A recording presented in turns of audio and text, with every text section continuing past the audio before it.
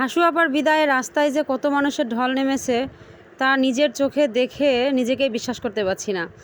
বাংলাদেশের জনগণ যে হাসু আপাকে এতটা অপছন্দ করতো সেটা কখনো মুখেও প্রকাশ করতে পারেনি, কোনো কাজেও প্রকাশ করতে পারেনি। হাসু আপা ওঠার পরে এই প্রথমবারই হয়তো মানুষ নিজের মতামত নিজের মতো করে প্রকাশ করতে পারছে, নিজের মতো করে আনন্দ করতে পারছে, আর সেটা হাসু আপার বিদায়ের পরেই। দেখেন, আমি আমার পরিবার নিয়ে চলে গিয়েছিলাম একটু বিজয় উল্লাসে।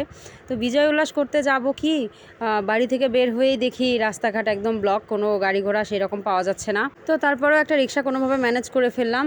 ম্যানেজ করে আমি আমার পরিবার সহ আমার ছোট ভাইকে নিয়ে রওনা করলাম। ইচ্ছা আছে একটু সাতমাথার দিকে যাব।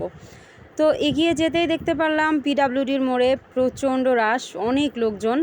তো আর অনেক কালো ধোঁয়া দেখা যাচ্ছে। তো আর একটু এগিয়ে দেখতে পারলাম যে গণপূর্ত ভবনের ঠিক পাশে একটা সিরামিকের বিল্ডিংয়ে, মানে সিরামিকের দোকান ছিল, সেই বিল্ডিংটাতে আগুন ধরিয়ে দিয়েছে। কিন্তু ভাই কেন? আমরা তো স্বাধীনতা পেয়েছি, তাহলে আগুন কেন লাগাচ্ছেন?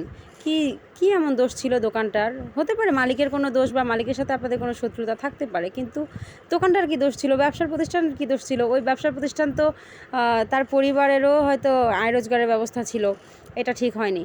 আর আমাদের বাংলাদেশের যে জনগণ, তারা একদল যুদ্ধ করেছে আর একদল রেডি হয়েছিল শুধু লুট করার জন্য। সেটা 1971-এও হয়েছে, এখনও হচ্ছে।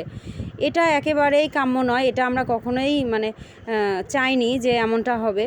দেশে আনন্দ উল্লাস করবেন, করেন, আমরাও করতেছি, কিন্তু তার মানে কি এই যে আপনারা যেখানে সেখানে ভাঙচুর, লড়াই, যুদ্ধ, আগুন দেয়া এসব করবেন না? তাদেরকে বোঝার শক্তি দেন বা তাদেরকেও বোঝার মতো সুযোগ দেন যে তারা ভুল করেছে। তা না করে আপনারা এক মুহূর্ত সুযোগ না দিয়ে তাদেরকে ভাঙচুর, লুটতরাজ করতেছেন, আর যে যেখানে যেটা পাচ্ছেন সেটা নিয়ে নিজের ঘরে ঢুকাচ্ছেন। আমরা বাঙালি জাতি শিক্ষিত বটে, কিন্তু সুশিক্ষিত নয়। তো যাই হোক, সেখান থেকে রিক্সা নিয়ে এগিয়ে গেলাম সাতমাথার দিকে। এগিয়ে যেতেই সাতমাথায় ঢুকবো খুব কাছাকাছি যখন ইয়াকুবিয়ার মোড় পার হয়েছি, আর গোলাগুলির প্রচণ্ড সাউন্ড আসতেছে, লোকজন খুব জোরে দৌড়ায় দৌড়ায় ব্যাক করতেছে। তো আমরা দেখে তাড়াতাড়ি করে মামাকে বললাম, মামা রিক্সা ঘোরান। যদি আমরা নিজেরা থাকতাম তাহলে কোনো সমস্যাই ছিল না, কিন্তু যেহেতু 2 বাচ্চাকে সাথে নিয়ে গিয়েছি, এই জন্য আর কোনো রিস্ক নিতে চাইনি। তো রিক্সা ঘুরিয়ে কোনো মতে ডানে মোড় নিয়ে বাসায় ব্যাক করার চেষ্টা। আমরা চিন্তা করলাম একটু কলোনিতে যাব, মিষ্টি কিনবো, তারপর মিষ্টি নিয়ে বাসায় ফিরবো, সবাই একসাথে মিষ্টি খেয়ে উদযাপন করব। এর মধ্যেই দেখেন এই ছেলেটা আমাদেরকে বলতেছিল, ক্যামেরা বন্ধ করেন, নইলে আমরা ক্যামেরা ভেঙে দিব। কিন্তু কেন ভাই? তুই তোর মতো উদযাপন করতেছিস, আমি আমার মতো করতেছি, তুই আমার ক্যামেরা ভাঙার কে?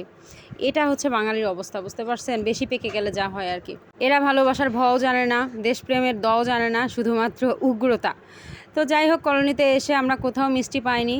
তো চিন্তা করেছিলাম গ্রিল কিনবো। তো গ্রিল যখন অর্ডার দেয় সেই মুহূর্তে আবার আর্মির গোলাগুলি শুরু হয় রাস্তা পরিষ্কারের জন্য।